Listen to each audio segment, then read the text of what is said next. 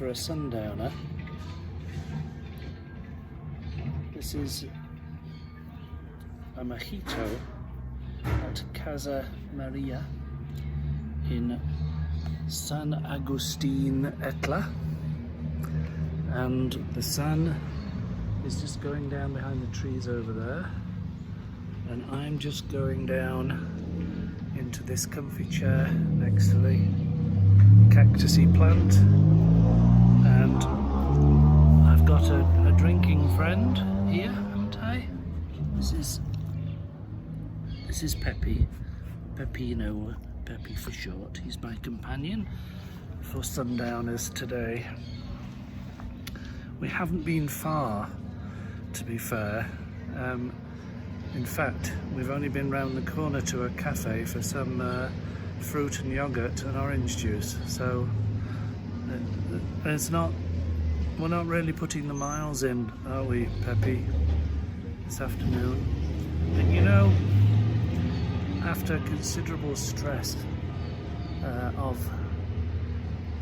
moving to the tiny house and then a cancelled flight here to Mexico, I think we can say we deserve one of these.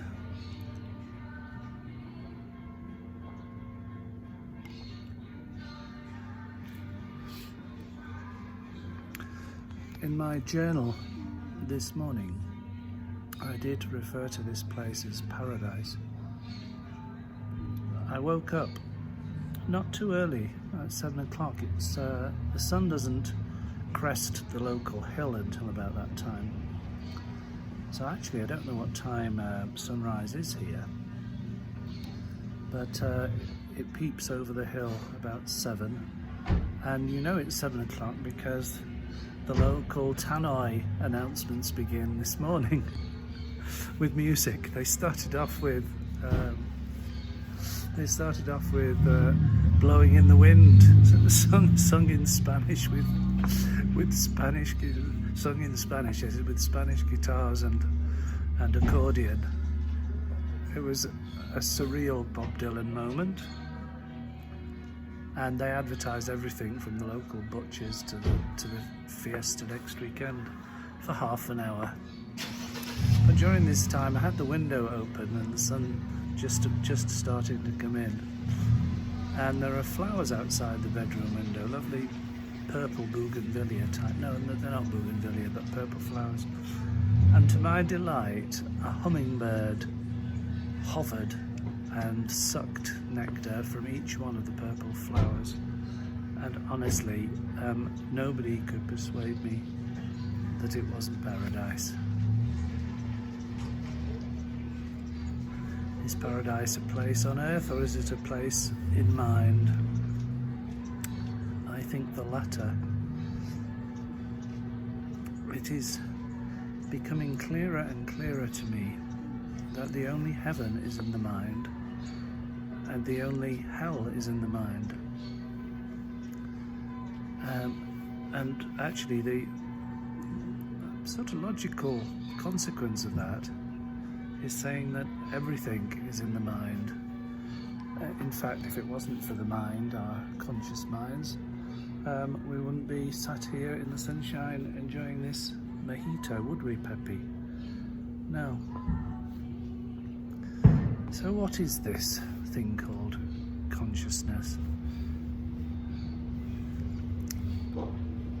Of course, it means different things to different people, so what are we talking about, consciousness? Essentially, we can confuse 3 different things. You say, is the body conscious? Which means basically, has it got signs of life? And then, so that's basically a biological or physiological sense of consciousness. And then there's consciousness, which relates more to, from our point of view anyway, Homo sapiens, the conscious experience. But not only the conscious experience of thoughts, emotions, feelings, but also, since Freud, subconscious the depths of our mind that we're not even aware of. So that's another level of consciousness, which is that of, let's say, all our mental activity, including sensations being interpreted by the brain, including thoughts that come and go. Are they our thoughts? Where do they come from? You try stop them. Perceptions, feelings, emotions, all flowing through our consciousness. But then, certainly in spiritual talk, you talk about levels of consciousness, which is beyond the mind. This is taken very seriously by scientists these days, by the way.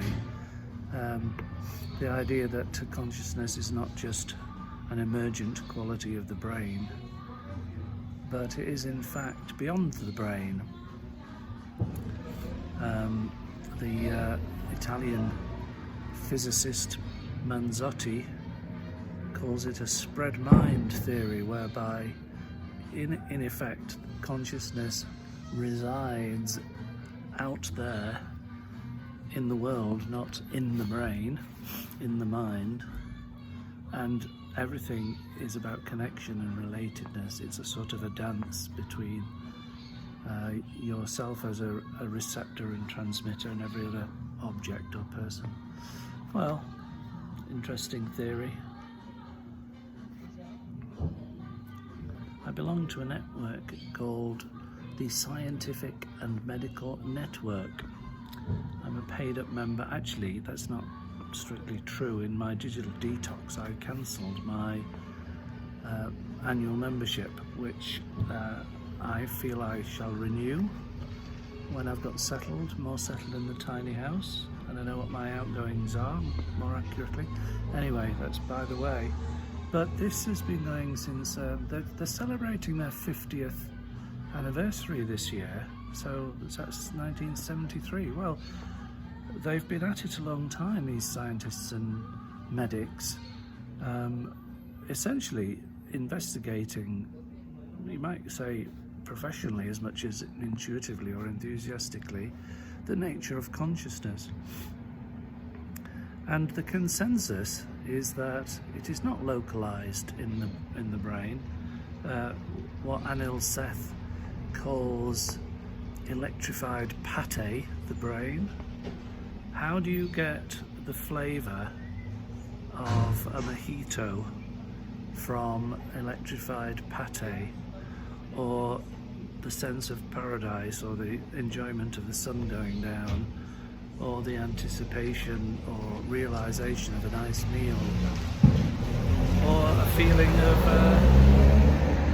dread, or a feeling of or the sense of red, or the smell and taste of bread. See what I did there? How on earth, these are referred to as qualia, cannot be accounted for by a particular pattern of firing of neurons in the brain. There might be associated with that what is called the correlates of consciousness. So drinking a mojito might be firing off a particular pattern in my brain, but it doesn't explain anything about how the conscious experience is enjoyed.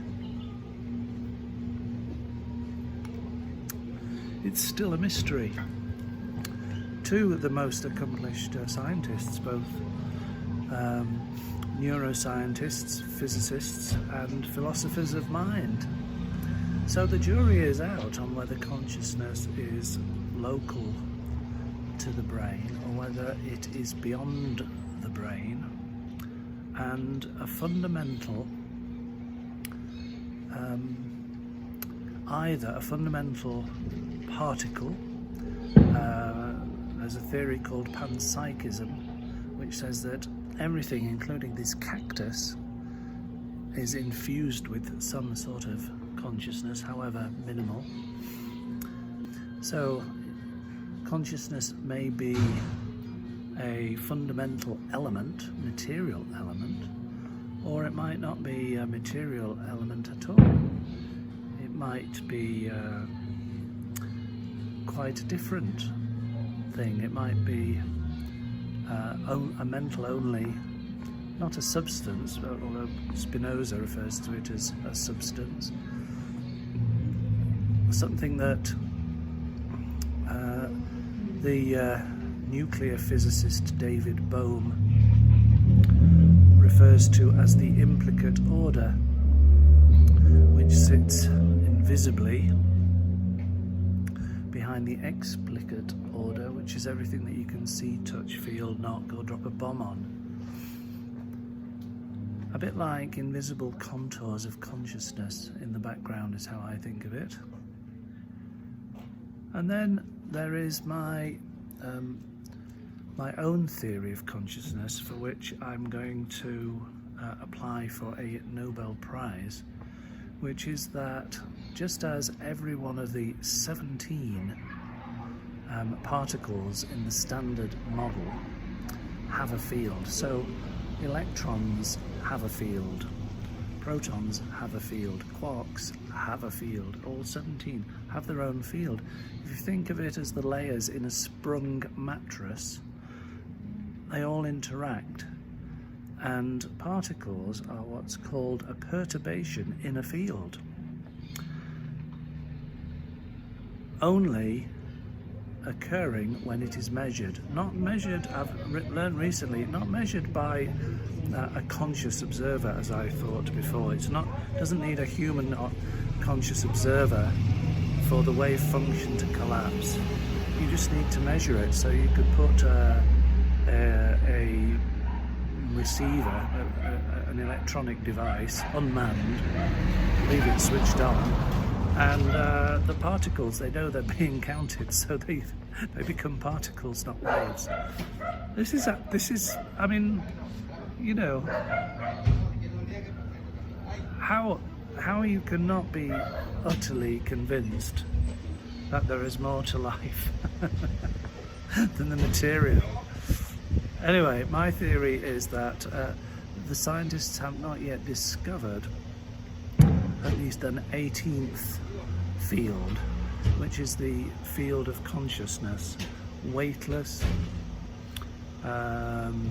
massless, same thing I suppose. Some people might regard it as an energetic field, but I don't. I just see it as a pre-existent, foundational background. If I say hum, that's not right, because it's silence. It's a field of deep silence, nothingness, no-thingness, out of which everything that we are familiar with, like the sunset,